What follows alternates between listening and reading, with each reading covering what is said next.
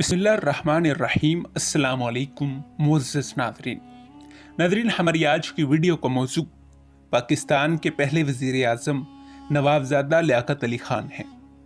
ناظرین، نوابزادہ لیاقت علی خان 1 اکتوبر 1898 عیسوی کو کرنال بھارت میں نواب رستم علی خان کے گھر پیدا ہوئے۔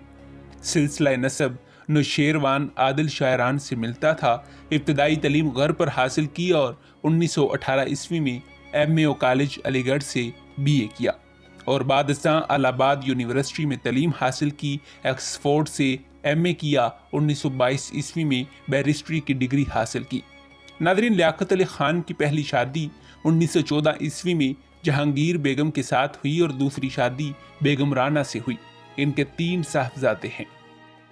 ناظرین، انگلستان میں قیام کے دوران انہوں نے سیاست میں گہری دلچسپی لی اور ہندوستان سوسائٹی کے خزانچی منتخب ہوئے۔ 1923 عیسوی میں آل انڈیا مسلم لیگ میں شامل ہو گئے اور 1926 سے 1947 عیسوی تک مسلم لیگ کے سیکرٹری رہے۔ 1918 میں MAO کالج علی گڑھ سے BA کیا۔ 26 دسمبر 1943 عیسوی کو کراچی میں آل انڈیا مسلم لیگ کے ایک اجلاس سے خطاب فرماتے ہوئے قائد اعظم محمد علی جناح نے لیاقت علی خان کے بارے میں فرمایا، لیاقت علی خان میرے دست راست ہیں جو تحریک پاکستان اور مسلم لیگ کے لیے دن رات کام کرتے ہیں۔ یہ حقیقت شاید چند افراد کو معلوم ہے کہ انہوں نے مسلم لیگ کے کام کا کتنا زیادہ بوجھ اپنے کندھوں پر اٹھا رکھا ہے۔ ان کے متعلق مجھے یہ کہتے ہوئے خوشی محسوس ہوتی ہے کہ انہیں ہندوستان کے تمام مسلمانوں کا اعتماد حاصل ہے۔ وہ نوابزادہ ضرور ہیں لیکن اپنی ذہنی ساخت کے لحاظ سے ایک عام آدمی ہیں۔ میں امید کرتا ہوں کہ ملک کے دوسرے نواب اور جگیردار بھی ان کی تقلید کریں گے۔ 1945 عیسوی میں شملہ کانفرنس میں مسلم لیگ کے نمائندے کی حیثیت سے حصہ لیا۔ 1946 عیسوی میں حکومت ہند کے وزیر خزانہ رہے اور ہندوستان کے پہلے وزیر مالیات کی حیثیت سے مشہور تاریخی عوامی بجٹ پیش کیا۔ ناظرین، تاریخ پاکستان میں ان کی خدمات کو کبھی بھی فراموش نہیں کیا جا سکتا۔ 15 اگست 1947 کو پاکستان کے پہلے وزیر اعظم کی حیثیت سے حلف اٹھایا۔ ناظرین، 1950 عیسوی میں مسلم لیگ کے صدر منتخب ہوئے۔ وزارت عظمیٰ پر تا وقت شہادت یعنی 16 اکتوبر 1951 عیسوی تک فائز رہے۔ 23 فروری 1951 عیسوی کو پاکستان کی بری فوج کے chief of staff major general Muhammad Akbar Khan Nishan Imtiaz کی رہائش گاہ پر ایک فوجی اجلاس منعقد ہوا، جس میں بظاہر تو کشمیر بھارت کے ناجائز قبضے اور جنگ بندی پر بحث ہوئی، مگر 9 مارچ 1951 کو وزیر اعظم کی طرف سے کہا گیا کہ پاکستان کے دشمنوں کی تیار کردہ ایک سازش کا انکشاف ہوا ہے۔ اس انکشاف کی غرض و غایت یہ تھی کہ متشدد ذرائع سے ملک میں ہلچل پیدا کی جائے۔ حکومت کو اس سازش کا علم بر وقت ہو گیا ہے، چنانچہ آج 9 مارچ کو سازش کے سرگنا اور ان کے ساتھیوں کو گرفتار کر لیا گیا ہے، جن میں major general Akbar Khan, chief of the general staff, brigadier commander Quetta captain Niaz Muhammad Arbab, major Zia uddin, captain Hassan Khan, lieutenant Zafar Ullah, lieutenant Khizar Hayat, captain Muhammad Ishaq, lieutenant colonel Nazir Ahmed, group captain Muhammad Khan Janjua, Faiz Ahmed editor, Pakistan Times, Sajjad Zaheer, Begum Nasim Akbar Khan, major خواجہ شریف محمد حسین عطا اور میجر خواجہ محمد یوسف شامل ہیں۔ ناظرین، لیاقت علی خان مزید فرماتے ہیں کہ سازش میں شریک دونوں اعلیٰ فوجی افسروں کو برطرف کر دیا گیا ہے۔ ہماری خوش قسمتی ہے کہ یہ سازش جڑیں پکڑنے سے پیشتر ہی ختم ہو گئی۔ یقیناً میری طرح پاکستان کی عوام کو بھی سازش کی اس اطلاع سے سخت صدمہ پہنچا ہوگا، لیکن مجھے یقین ہے کہ عوام اچھی طرح محسوس کرے گی کہ قومی تحفظ کی وجہ کی بنا پر میرے لیے یہ بتانا ناممکن ہے کہ جو لوگ سازش میں شریک تھے ان کی سکیم کیا ہے۔ میں اس موقع پر صرف یہ کہہ سکتا ہوں کہ اگر خدا نخواستہ ان لوگوں کی سکیم کامیاب ہو جاتی تو اس سے ہماری قومی زندگی کی بنیاد پر کاری ضرب لگتی اور پاکستان کا استحکام درم برم ہو جاتا۔ اگر یہ سازش ناکام ہوئی ہے تو اس کا صحرا ان لوگوں کے سر ہے جو پاکستانی افواج کی سلامتی کے تحفظ کے ذمہ دار ہیں۔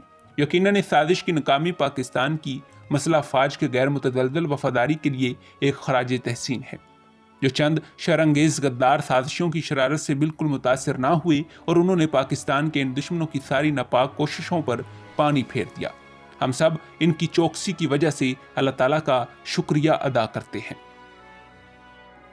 ناظرین، دستور ساز اسمبلی میں پیر زادہ عبدالستار کی طرف سے پیش کردہ ایک بل کی منظوری کے ذریعے 13 اپریل 1951 کو اس کیس کی سماعت کے لیے ایک خصوصی ٹربیونل قائم کیا گیا، جو جسٹس عبد الرحمان، جسٹس چودھری محمد شریف اور جسٹس امیر الدین احمد پر مشتمل تھا۔ فرد جرم میں قتل، شاہ برطانیہ کو پاکستان سے جبراً محروم کرنے، بھارت پر حملہ آور ہونے اور حاکم وقت کو اغوا کے منصوبے کا تذکرہ کیا گیا۔ میجر جنرل محمد اکبر خان اور ان کی اہلیہ کو 30 مئی 1951 کو جسٹس محمد شریف کی عدالت میں پیش کیا گیا۔ 15 جون 1951 کو میجر خواجہ محمد یوسف اور لیفٹیننٹ کرنل صدیق راجہ راولپنڈی سازش کیس کے سلطانی گواہ بن گئے۔ 18 جون 1951 کو مقدمے میں استغاثہ کا بیان مکمل ہو گیا۔ 1 اگست 1951 کو ملزمان کے وکیل ZH لاری نے سرکاری گواہ پر جرح ختم کر دی۔ 5 جنوری 1953 کو اس مقدمے کے فیصلے کا اعلان کر دیا گیا۔ ناظرین، ملزمان میں 11 فوجی اور 4 شہری شامل تھے۔ میجر جنرل محمد اکبر خان کو 12 سال کی قید سنائی گئی اور ان کی اہلیہ کو بری کر دیا گیا۔ بریگیڈیئر ایم لطیف کو 5 سال، لیفٹیننٹ کرنل نذیر احمد کو برخاست عدالت قید کی سزا سنائی گئی۔ کیپٹن نیاز احمد ارباب کو 5 سال، لیفٹیننٹ ظفر اللہ کو 4 سال، خضر حیات خان کو 4 سال، فیض احمد فیض کو 4 سال اور محمد حسین عطا کو 4 سال اور سجاد ظہیر کو 4 سال قید بامشقت سنائی گئی۔ ناظرین، 16 اکتوبر 1951 عیسوی کو سپہر راولپنڈی کمپنی باغ، موجودہ لیاقت باغ میں مسلم لیگ کے زیر اہتمام ایک جلسہ عام ہو رہا تھا، جس میں وزیر اعظم نواب زادہ لیاقت علی خان خطاب کرنے والے تھے۔ تقریر سننے کے لیے تقریباً 2 لاکھ افراد جلسہ گاہ میں پہنچ چکے تھے۔ تلاوت قرآن کے بعد مسلم لیگ کی رپورٹ پیش کی گئی۔ اس کے بعد 4:10 پر تقریر کرنے کے لیے لیاقت علی خان مائک کے سامنے کھڑے ہوئے اور منہ سے برادران اسلام کے الفاظ ہی نکلے تھے کہ اسٹیج کے سامنے 9-10 گز کے فاصلے سے ایک سید اکبر نامی بدبخت شخص نے ان پر ریوالور سے گولیوں کی بچھاڑ کر دی۔ 2 گولیاں ان کے سینے میں اتر گئیں۔ وزیر اعظم پاکستان ڈائس پر گر گئے۔ راولپنڈی کے ڈپٹی کمشنز ہاردی اور وزیر اعظم کے پولیٹیکل سیکرٹری نواب صدیق علی خان انہیں فوراً ہسپتال لے گئے۔ انہوں نے 2 مرتبہ کلمہ طیبہ پڑھا اور کہا کہ اللہ پاک پاکستان کی حفاظت کرے۔ یہ کہنے کے بعد وہ بے ہوش ہو گئے اور ہسپتال پہنچنے کے تھوڑی دیر بعد خالق حقیقی سے جا ملے۔ ناظرین، وزیر اعظم پاکستان لیاقت علی خان کا قاتل بدبخت اکبر ایبٹ آباد کا باسی تھا۔ اس نے پستول سے قائد ملت پر 3 فائر کیے۔ 2 گولیاں تو لیاقت علی خان کو لگیں، لیکن تیسری گولی سپاہی بہادر خان کے بازو میں لگی۔ کیونکہ وہ لیاقت علی خان کو بچانے کے لیے قاتل پر جھپٹ پڑا تھا، سب انسپیکٹر محمد شاہ نے 2 گولیاں قاتل پر چلائیں اور ساتھ ہی مسلم لیگ گارڈ کے آدمیوں نے اس پر نیزوں کی بارش کر دی اور وہ بدبخت اسی وقت اپنے کیفر کردار کو پہنچ گیا۔ قاتل سید اکبر کو سب سے پہلے گرفت میں لینے والے 60 سالہ معمر قصاب لال دین کو IG راولپنڈی خان قربان علی خان نے 500 روپے بطور انعام عطا کیے۔ نوابزادہ لیاقت علی خان شہادت کے دن گورنر جنرل کے واٹکنگ طیارے کے ذریعے صبح کراچی سے راولپنڈی پہنچے تھے۔ وہ طیارہ انہیں راولپنڈی چھوڑ کر واپس کراچی چلا گیا تھا۔ یہی طیارہ ان کا جنازہ کراچی لانے کے لیے دوبارہ واپس آیا۔ ان کا جنازہ دوسرے دن راولپنڈی سے صبح 4:55 پر کراچی کے ماری پور کے ہوائی اڈے پر پہنچا۔ طیارے میں سردار عبدالرب نشتر، نواب مشتاق احمد گورمانی، نواب صدیق علی خان اور قائد ملت کے ذاتی سٹاف کے ممبر بھی شامل تھے۔ پاکستانی فضائیہ کے commander in chief air marshal کینن نے فضائیہ کے 4 آدمیوں کو حکم دیا کہ وہ قائد ملت کے تابوت کو ایمبولنس میں رکھیں۔ تابوت پاکستانی پرچم میں لپٹا ہوا تھا اور اس پر پھولوں کی چادریں پڑی ہوئی تھیں۔ ناظرین، ایمبولنس وزیر اعظم کی رہائش کی طرف روانہ ہو گئی۔ ایمبولنس کے پیچھے 100 سے زائد کاریں تھیں۔ اس جلوس میں صبح 3 بجے سے آئے ہوئے لوگ بھی شامل تھے۔ ایئرپورٹ پر ڈاکٹر محمود حسین، پیرزادہ عبدالستار، خواجہ شہاب الدین، فضل الرحمان، ڈاکٹر عبد المالک، سردار بہادر خان، سپیکر مولوی تمیز الدین، سپیکر کرنل سکندر مرزا، ابو طالب نقوی اور الطاف حسین موجود تھے۔ ناظرین، 17 اکتوبر 1951 عیسوی کو صبح 10 بجے سے جنازہ وزیر اعظم کی کوٹھی کے برآمدے میں رکھ دیا گیا۔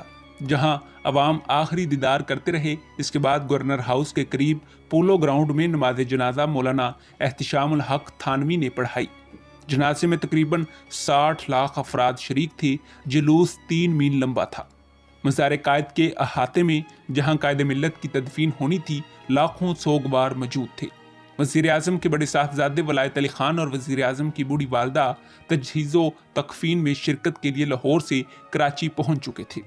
ناظرین، قبر میں میت کو اتارنے کے بعد جن لوگوں نے قائد ملت کا آخری دیدار کیا، ان میں بیگم رانا، لیاقت علی خان، مرحوم وزیر اعظم کے تینوں صاحبزادے، قائد ملت کی والدہ محترمہ، governor general, governor Sindh, governor Punjab, مرکزی اور صوبائی وزراء شامل تھے۔ اس طرح تقریباً دن کے 3:15 بجے لیاقت علی خان کو 31 توپوں کی سلامی اور پورے فوجی اعزاز کے ساتھ سپرد خاک کر دیا گیا۔ قائد ملت کا سرکاری طور پر 17 اکتوبر سے 27 اکتوبر تک سوگ منایا گیا۔ 3 دن تک پاکستانی پرچم سرنگوں رہا اور تمام سرکاری اور نیم سرکاری ادارے بند رہے۔ راولپنڈی میونسپل کمیٹی نے اعلان کیا کہ قائد ملت کی شہادت کے دن سے کمپنی باغ کا نام بطور یادگار لیاقت باغ رکھ دیا گیا ہے۔ نوابزادہ لیاقت علی خان نے 14 اگست 1951 کو پاکستان کی 4تھی سالگرہ کے موقع پر کراچی کے جہانگیر پارک کے جلسہ عام میں 3 لاکھ افراد سے خطاب کرتے ہوئے اپنی تقریر میں کہا تھا، میرے پاس کچھ نہیں ہے، ایک جان ہے، وہ بھی میں نے پاکستان کے لیے وقف کر دی ہے۔ البتہ یہ وعدہ کرتا ہوں کہ پاکستان کی حفاظت، عزت اور بقا کے لیے اگر قوم کو خون بہانا پڑا تو لیاقت علی کا خون اس میں پہلے شامل ہوگا۔ قائد ملت نے وقت آنے پر اپنا وعدہ پورا کر دکھایا۔ نواب خاندان کے چشم و چراغ پاکستان کے پہلے وزیر اعظم لیاقت علی خان نے شہادت کے بعد اپنی بیوی بچوں کے لیے چند چیزیں چھوڑی تھیں۔ ایک مقامی بینک میں 1250 روپے کا بینک بیلنس، 32 سگریٹ لائٹر، انہیں سگریٹ لائٹر جمع کرنے کا شوق تھا، انگوٹھیاں اور پہننے کے کپڑے۔ قائد ملت بھارت میں لاکھوں روپے مالیت کی جائیداد چھوڑ کر آئے تھے، جس سے بھارت نے متروکہ قرار دے دیا۔ نواب صدیق علی خان نے بتایا کہ لیاقت علی خان اپنی بائیں طرف اوپر کی جیب میں ہمیشہ کلام پاک کا ایک جیبی نسخہ رکھا کرتے تھے، جس کی لمبائی بمشکل 1.5 انچ تھی۔ قرآن پاک پر انہیں زبردست اعتقاد تھا کہ ہمیں پاکستان سے لے کر آخری سانس تک لیاقت علی خان مہاجرین کی آبادکاری میں مصروف رہے۔ ان کی خواہش تھی کہ ہر مہاجر کو سر چھپانے کے لیے ایک چھت ضرور ملے، کیونکہ انہیں احساس تھا کہ مہاجرین اپنا سب کچھ قربان کر کے پاکستان آئے ہیں۔ جی ہاں، یہی تھے پاکستان کے پہلے وزیر اعظم نوابزادہ لیاقت علی خان۔ ناظرین، امید ہے کہ آپ کو یہ تحقیقی اور تاریخی ویڈیو پسند آئی ہوگی۔ ملتے ہیں ایک ایسی ہی نئی ویڈیو کے ساتھ، تب تک دیجیے اجازت۔ خدا حافظ۔